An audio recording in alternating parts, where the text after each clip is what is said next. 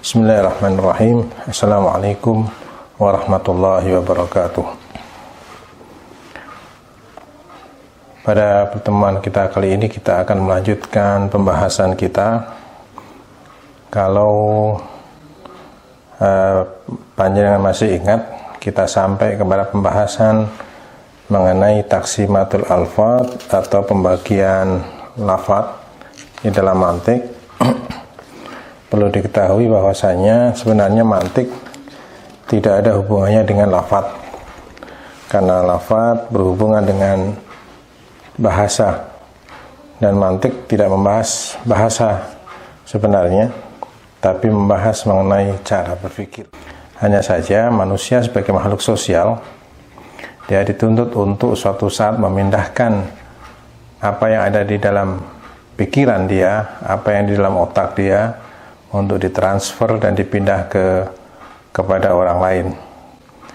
Sementara kita dan orang lain tidak memiliki kemampuan untuk melakukan telepati, memindahkan apa yang kita pikirkan kepada orang lain. Karena itulah kemudian kita dituntut untuk menyediakan sarana untuk mentransfer apa yang kita pikirkan kepada orang lain.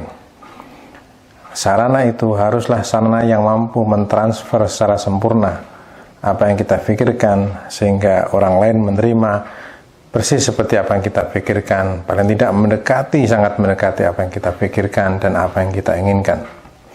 Karena itu kemudian komunikasi berjalan dengan baik ketika kita mampu menemukan wasilah yang tepat, wasilah yang sesuai, yang mampu menyampaikan keinginan kita kepada orang lain. Karena itulah membahas mengenai penggunaan bahasa, penggunaan lafaz di dalam kehidupan kita sama pentingnya dengan pembahasan tentang bagaimana kita memahami sesuatu, mencerna sesuatu dalam otak kita, dan suatu saat kita perlu untuk memindahkan kepada orang lain sebagai bentuk interaksi dengan orang lain, sehingga pembahasan mengenai lafaz menjadi penting, bahkan lebih penting dan lebih sulit ketimbang pembahasan mengenai materi dasar mantik itu sendiri, karena tidak semua orang memahami seperti yang kita pahami, memahami apa yang kita inginkan, demikian seterusnya. Kalau panjenengan masih ingat, kita sudah membagi lafaz ke dalam beberapa bagian. Pembagian lafaz berdasarkan lafaz satu memiliki makna satu, lafaz satu memiliki makna banyak, dan seterusnya. Itu pembagian yang pertama yang menghasilkan lafaz mukhtas, lafaz mustarak, lafaz manqul, murtajal, dan lafaz majaz. Pada pembagian yang kedua kemarin kita membahas mengenai at-taraduf dan at-tabayun. Pembahasan mengenai lafaz lebih dari satu. Ada lafaz lebih dari satu yang memiliki makna satu, yang kemudian kita sebut dengan sinonim, dan ada lafaz satu yang lebih daripada satu, yang masing-masing memiliki makna khas, yang kemudian kemarin kita membahas mengenai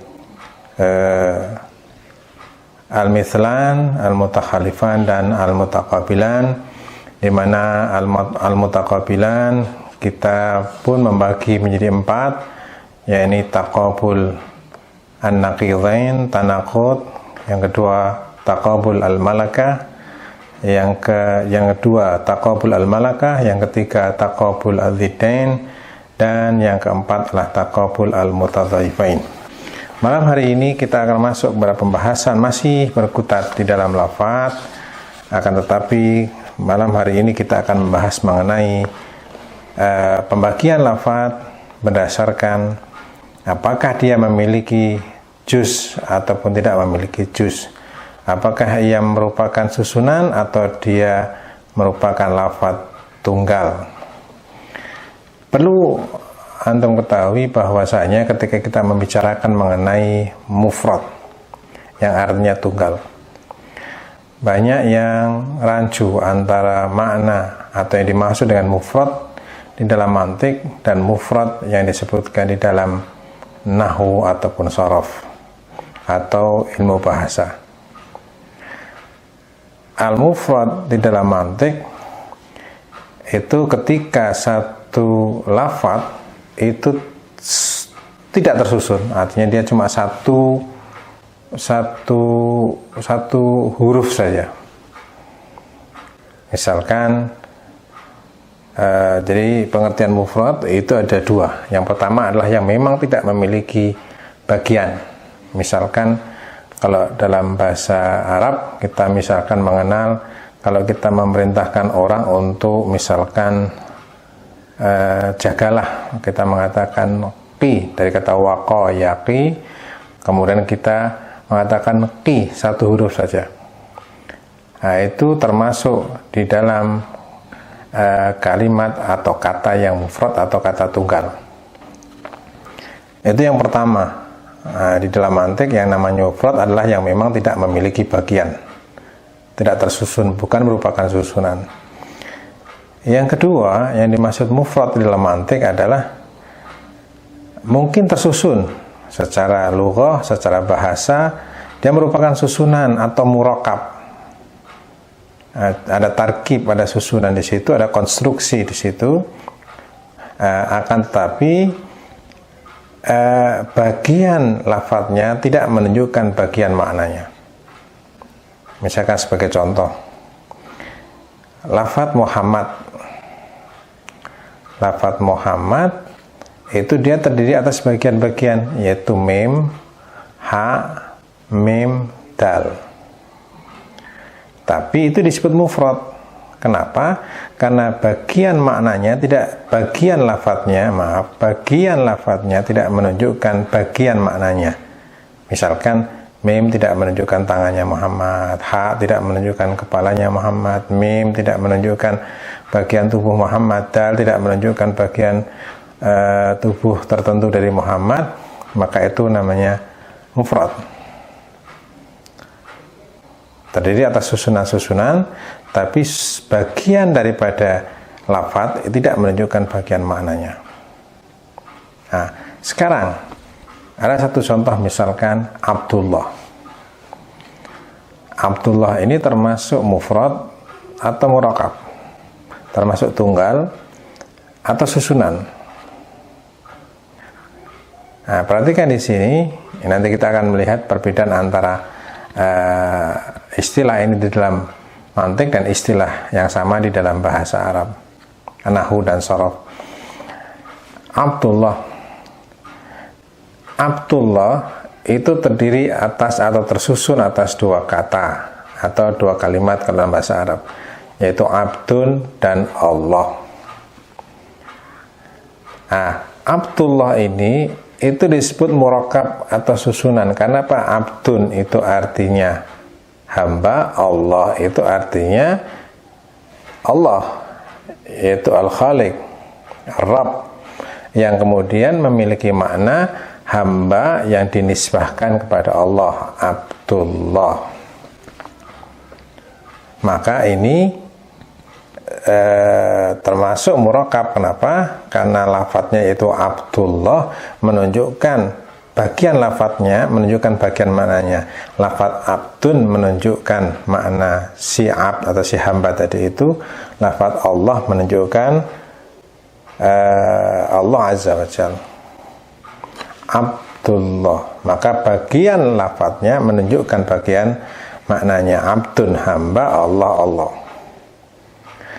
Tapi perhatikan, kata yang sama, susunan yang sama, Abdullah di dalam mantik itu bisa menjadi mufrad atau tunggal. Ketika Abdullah ini adalah nama orang, misalkan, di mana nama orang itu ketika saya mengatakan Abdullah, artinya adalah seseorang, karena nama itu dinisbahkan pada seseorang. Maka abdun yang merupakan bagian bagian lafadz tidak menunjukkan bagian makna, karena abdun tidak menunjukkan tangannya orang ini, kakinya atau dan sebagainya. Allah juga tidak menunjukkan bagian tubuh daripada si orang yang kita maksud.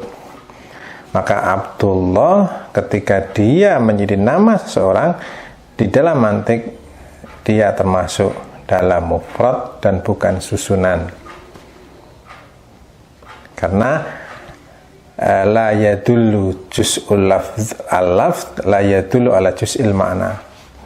Karena bagian dari susunan itu tidak menunjukkan bagian maknanya. Nah, kita akan baca apa yang disampaikan oleh Syekh Ridho Mudzaffar di dalam kitab mantik ini. Jadi taksimatul alfat, yaitu lafat, pembagian lafat berikutnya. Nah, kita masuk ke pembagian lafat yang ketiga, yaitu pembagian lafat menjadi mufrad dan murakkab. Yanqasimul lafzu mutlaqan. Lafaz secara umum itu dibagi, ya, yang disebut secara umum atau secara mutlak itu tidak dibahas apakah dia termasuk satu lafaz punya makna banyak atau makna satu seperti kemarin. Ini secara umum bahwa semua lafaz itu dibagi menjadi dua, yaitu mufrad dan murakkab. Mufrad itu tunggal, tidak bersusun. Sementara murakkab adalah sebuah konstruksi terdiri atas lafaz-lafaz. Nah, ya, ini yang pertama adalah mufrad. Wa yaqsud al-mantiqiyun bihi, dan para ahli mantik dengan yang dimaksud dengan mufrad menurut ahli mantik adalah yang pertama, al-lafdzul ladzi la juz'a lahu, adalah lafaz yang tidak memiliki juz atau tidak memiliki bagian. Seperti ba, huruf ba pada kata bil qalami, katabtu bil qalami. Saya menulis dengan pena. Bi itu satu huruf sehingga dia jelas mufrad karena dia tidak tersusun dari sekumpulan huruf yang merupakan bagian-bagiannya. Atau kata qi, misalkan qaf saja, qi itu yang artinya jagalah, ini jelas dia juga merupakan mufrad. Itu yang pertama yang dimaksud dengan mufrad menurut para mantiqiyun atau ahli mantik, ulama mantik. Yang kedua, al-lafdzul ladzi lahu juz'un. Nah, lafaz yang kedua, lafaz mufrad yang kedua adalah lafaz yang memiliki bagian-bagian. Jadi kalau tadi jelas tidak memiliki bagian, hanya satu aja, ki, huruf ki atau bi, huruf ba. Yang kedua adalah al-lafdzul ladzi lahu juz'un. Lafaz mufrad adalah lafaz yang memiliki bagian. Jadi, lafaznya itu terdiri atas beberapa bagian. Illa anna juz'al lafzi la yadullu ala juz'il ma'na. Hanya saja bagian lafaz itu tidak menunjukkan bagian makna. Jadi lafaznya secara nahwu adalah murakkab, tapi secara makna dia mufrad.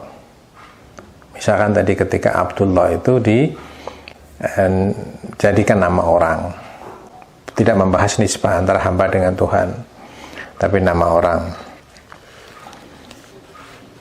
Nah, khina huwa juz'un lahu, di saat dia menjadi bagian darinya. Misalkan Muhammad, Ali, Qara'a, Abdullah, Abdul Husain, dan seterusnya. Muhammad itu mufrad, padahal dia ada susunan mim, ha, mim, dal. Nah, kenapa dia mufrad? Meskipun dia bersusun, dia tetap mufrad karena susunan lafaz atau bagian lafaz tidak menunjukkan bagian makna. Mim tidak menunjukkan kepala, ha tidak menunjukkan bagian-bagian tubuh yang lain, dan demikian pula seterusnya. Seperti juga Abdullah, seperti kita tadi terangkan bahwasanya Abdullah ketika menjadi nama, maka dikatakan oleh Syekh Ridho Mudzaffar wa hadzani al-akhirani, dan dua contoh terakhir yaitu Abdullah dan Abdul Husain, idza kana ismaini, jika keduanya adalah nama, li syakhsaini, dua orang, artinya dia nama seseorang. Jadi Abdullah itu nama orang, Abdul Husain itu nama orang, fa anta la taqsud bi juz'il lafzi, maka Anda tidak bermaksud dengan bagian lafaz yaitu abd, wallah dan Allah, atau abd dan al-Husain. Anda tidak memaksudkan di situ adalah maknan aslan. Jadi tidak memaknakan juz-juz itu sesuai dengan nisbahnya. Jadi ketika jenengan dengar kata Abdullah, jenengan langsung ke seseorang. Lain ketika saya mengatakan wa asyhadu anna Muhammadan abduhu wa rasuluh, Abdullah wa Rasulullah. Nah, itu jelas abd itu hamba, maknanya bagian lafaz menunjukkan bagian makna. Allah itu bagian lafaz juga menunjukkan bagian maknanya. Tapi ketika menjadi nama seseorang, maka Abdullah itu menjadi mufrad di dalam mantik. Kenapa? Karena abdun tidak menunjukkan bagian tubuh si Abdullah, orang namanya Abdullah. Lafdzul jalalah pun tidak menunjukkan bagian daripada tubuh si orang bernama Abdullah atau Abdul Husain itu. Jadi tidak sama sekali tidak bimakna, ada tidak bimakna abdun. Sebagaimana lafzul jalalah juga tidak bimakna jalalah, dia menjadi nama, menjadi satu yang mufrad yaitu nama. Hina ma taj'al majmu' al-juz'aini dalan ala dzatis syakhs. Ketika Anda menjadikan keduanya yaitu abd dan Allah atau abdun dan al-Husain, ketika Anda jadikan keduanya sebagai sesuatu yang menunjukkan nama seseorang, bukan nisbah seseorang dengan Tuhannya, seseorang dengan junjungannya, tapi menjadi nama satu orang. Ini mengingatkan kita pada murtajal. Ya, ketika kita menamai anak kita, sebenarnya itu murtajal, karena tidak ada hubungannya. Kita jadikan itu sebagai sesuatu yang seperti isim alam, isim khusus untuk nama seseorang, dan itu tidak ada hubungannya dengan tarkib atau murakkab pada pembahasan kita. Wa ma mithlu hadzal juz illa ka harfi mim. Nah, kalau sudah nama orang, maka abdun itu nilainya sama dengan huruf mim pada Muhammad, sama dengan huruf ha pada Muhammad, sama dengan huruf ha pada Muhammad, itu sama. Wa ma mithlu hadzal juz'i illa ka harfi mim, seperti huruf mim min Muhammad wa harfu qaf min qara'a, seperti huruf qaf pada kata kerja qara'a, sama artinya mufrad. Ketika susunan itu menjadi nama seseorang, bukan lagi bimakna nisbah tapi bimakna susunan, maka itu menjadi mufrad. Naam, fi maudhi akhar qad taqulu Abdullah. Pada kesempatan yang lain, barangkali suatu saat panjenengan mengatakan Abdullah, tapi yang dimaksud bukan nama orang, tapi adalah nisbah antara hamba dengan Allah, hamba dengan junjungannya Al-Husain misalkan.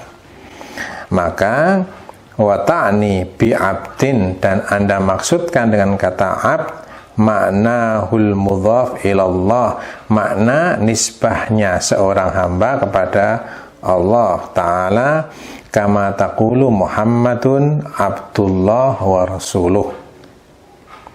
Itu Abdullah betul-betul bermakna hamba yang dinisbahkan kepada Allah, bukan nama orang. Wahina idzin yakunu na'atan, saat itulah ini menjadi na'at, la isman. Ini sekarang tidak menjadi kata benda, nama seseorang, tapi menjadi na'at, menjadi penisbahan, pensifatan. Nisbah lebih kepada idhofah, diidhofahkan. Isman wa murakkaban, kalau saat kita contoh yang terakhir yaitu Muhammad Abdullah wa Rasuluh, maka Abdullah murakkaban la mufradan, dia murakkab atau susunan dan tidak mufrad seperti ketika menjadi nama orang. Mudah-mudahan bisa difahami ya, insyaallah. Amma lau qulta Muhammad bin Abdillah, tapi ketika panjenengan mengatakan Muhammad bin Abdillah, artinya Abdillah nama orang, yaitu ayahanda Nabi Muhammad, fa Abdullah mufradun, maka Abdullah itu mufrad karena dia nama orang. Huwa ismu Abi Muhammadin, yaitu nama dari ayahanda Nabi Muhammad sallallahu alaihi wasallam. Idzan fal mufradu indal mantiqiyyu huwa, maka yang dimaksud dengan mufrad menurut ahli mantik, ulama mantik, pakar mantik, artinya atau yang dimaksud adalah al-lafdzul ladzi laisa lahu juz'un yadullu ala juz'i ma'nahu hina huwa juz'un, adalah lafaz yang tidak memiliki juz, lafaz yang tidak memiliki juz yang menunjukkan juz maknanya, lafaz yang tidak memiliki bagian yang menunjukkan bagian maknanya ketika ia menjadi bagian di situ. Nah, jadi meskipun murakkab, meskipun tersusun secara nahwu shorof, secara tata bahasa itulah murakkab, susunan, tapi secara mantik selama susunan itu bagian-bagiannya tidak menunjukkan bagian maknanya, maka susunan itu tidak bermakna susunan, tapi tetap bermakna mufrad, bermakna tunggal. Misalkan seperti susunan itu menjadi nama seseorang dan bukan menjadi nisbah antara lafaz pertama dan lafaz kedua, seperti misalkan mudhaf ilaih kalau kita melihat di dalam bahasa Arab. Itu mengenai mufrad. Bagaimana dengan murakkab? Saya kira tinggal dari penjelasan tentang mufrad kita bisa paham apa itu murakkab.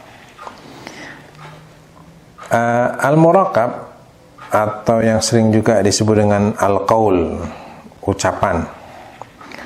Wa huwa lafdzul ladzi lahu juz'un yadullu ala juz'i ma'nahu, adalah lafaz yang merupakan bagian.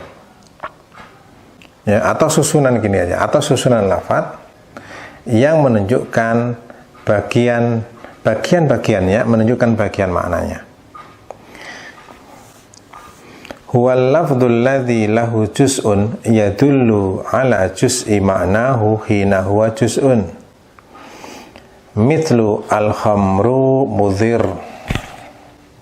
Misalkan ketika saya mengatakan al-khamru mudhir, bahwa khamr itu menimbulkan madarat, maka fal juz'an, maka dua bagian yaitu al-khamru dan mudhir, atau al-khamru dan menimbulkan madarat, yadullu kullu minhuma, masing-masing menunjukkan lafaz tadi itu ya, menunjukkan bagian lafaz tadi, menunjukkan bagian maknanya. Al-khamru menunjukkan makna khamr, al-mudhir menunjukkan makna tersendiri yaitu menimbulkan madarat. Nah, maka di situ itulah murakkab. Nah, jadi kalau kita simpulkan sebenarnya al-murakkab atau al-mufrad atau mufrad dan murakkab di dalam nahwu itu sedikit berbeda dengan murakkab dan mufrad di dalam mantik. Atau dengan kata lain, yang dimaksud mufrad dan murakkab, tunggal dan bersusun di dalam ilmu mantik, berbeda dengan mufrad dan murakkab di dalam ilmu nahwu. Nah, jadi harus dibedakan. Kalau di dalam ilmu nahwu yang namanya mufrad ya mufrad, kalau murakkab ya murakkab, di mana di situ ada dua bagian, ada susunan, baik itu sempurna atau tidak sempurna. Yang jelas ketika ada dua kata digabungkan itu menjadi murakkab kalau di dalam nahwu. Tapi tidak di dalam mantik, belum tentu. Ketika dua lafaz digabungkan, minimal ya, dua lafaz digabungkan dan masing-masing bagian lafaz menunjukkan bagian makna, maka itu murakkab. Tapi ketika sebanyak apapun lafaz itu, ketika bagian lafaznya tidak menunjukkan bagian maknanya, maka sepanjang apapun susunannya itu dianggap sebagai mufrad, karena dalam mantik hubungannya dengan makna, bukan dengan tarkib lafzi, bukan susunan katanya ada berapa banyak, tapi seberapa susunan atau bagian-bagian dari susunan itu menunjukkan bagian maknanya. Nah, ketika masing-masing susunan menunjuk masing-masing unsur yang menyusun atau bagian yang menyusun susunan itu menunjukkan bagian maknanya juga, seperti Dhahaba Aliyun ilas suq, Ali pergi ke pasar. Itu murokab. Kenapa? Ali itu ya Ali, pergi ya pergi, ke ya ke maknanya, suq ya suq. Jadi yang merupakan bagian susunan ini, bagian-bagian lafadznya menunjukkan bagian maknanya. Kecuali kalau panjenengan memberikan nama kepada seorang, namanya Aliyun Dhahaba ilas suq. Sepanjang itu tetap mufrad, karena Anda sudah menjadikan susunan lafadz itu tidak lagi mewakili susunan makna, tapi menjadi satu makna mufrad, yaitu nama seseorang atau seseorang, meskipun namanya panjang.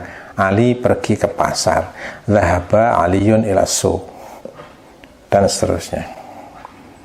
Mudah-mudahan keterangan ini memberikan tambahan pengertian, tambahan pemahaman akan ilmu mantik. Mudah-mudahan kita masih bisa melanjutkan pembahasan kita kepada bab-bab selanjutnya. Walhamdulillahirabbil alamin. Astaghfirullahaladzim. Wassalamualaikum warahmatullahi wabarakatuh.